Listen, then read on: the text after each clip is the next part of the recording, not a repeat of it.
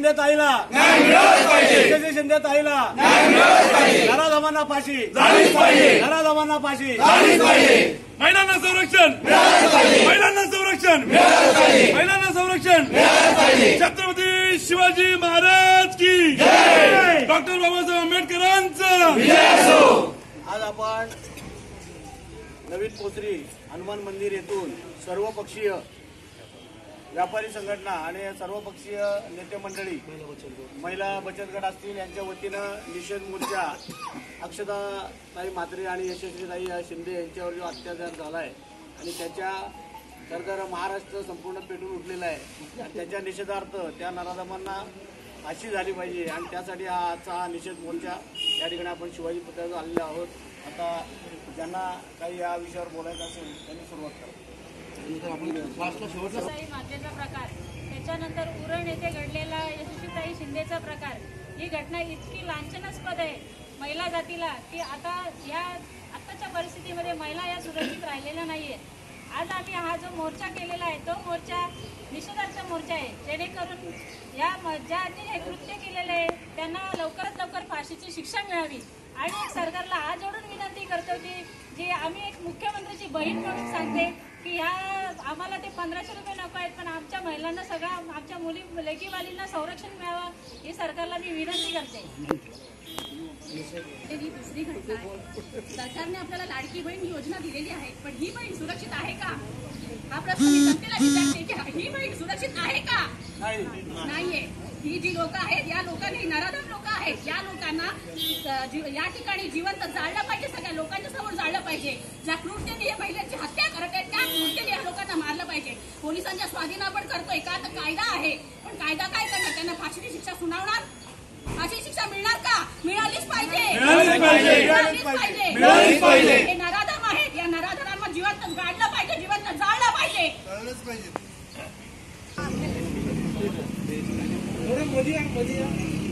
समुदाय आहे आज आपल्या आया बहिणी आपल्या माता भगिनी इथे सुरक्षित नाहीये याच्यासाठी जो कायदा केला पाहिजे तो कडक केला पाहिजे आणि महिलांना संरक्षण हे घरापासून थेट जनतेपर्यंत समाजापर्यंत हे झालंच पाहिजे।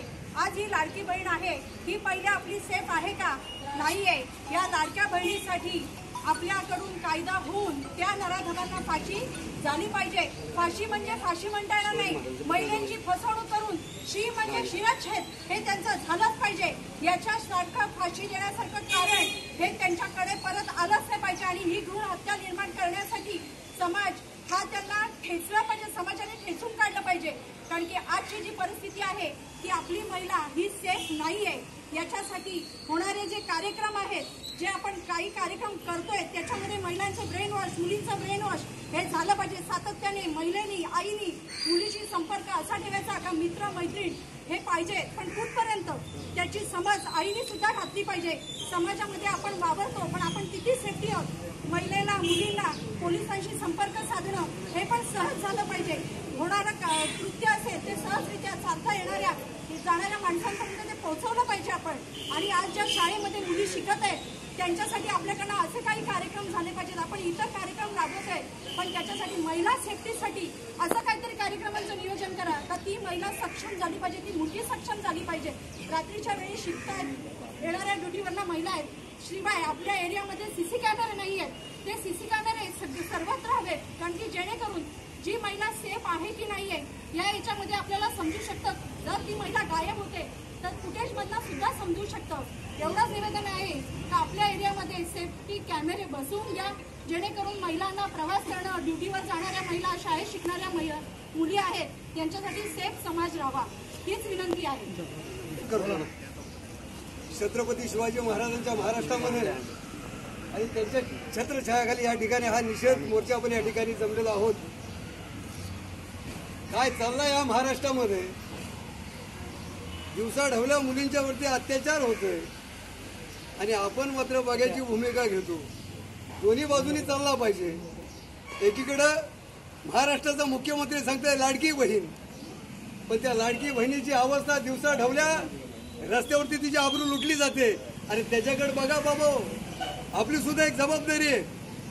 आपण सुद्धा जबाबदारी आपल्या मुलीबालींना चांगल्या पद्धतीचा संस्कार विचार आणि आचार तिच्या मनावरती बिंबवला पाहिजेत का अशा परिस्थिती घडतात तोकडं कपडं घालून जर एखादी मुलगी जर बाहेर पडली दोन्ही बाजूने आपण बोलला पाहिजे आपणच आपल्या मुलीला जीन्स पॅन्ट आणि टी शर्ट का नाही लोकांच्या नजरा फिरणार छत्रपती शिवाजी महाराजांचा हा महाराष्ट्र आहे साधू संतांचा महाराष्ट्र आहे पण अशा नराधमांना यांची एवढी मजल का गेली तर त्याला कारणीभूत आपण आहोत हे आपल्यामध्ये आपण बदल घडवून आणला पाहिजे एखाद्या मुलीवरती जर अत्याचार होत असेल तर बघायची भूमिका फक्त फोटो काढले जातात एखादा ऍक्सिडेंट जर झाला एखादी वाईट घटना घडली तर आपल्यावरती आपण फक्त त्याचा फोटो काढतो त्याची फोटो शूटिंग पण त्याच्या मदतीला कोण धावायला जात नाही हे ज्या दिवशी घडेल त्या दिवशी खऱ्या अर्थाने छत्रपती शिवाजी महाराजांनी काय सांगितलं होतं आपल्याला साधू संतांची विचारधारा काय संस्कार कुठे मिळला जातात काय बाजारामध्ये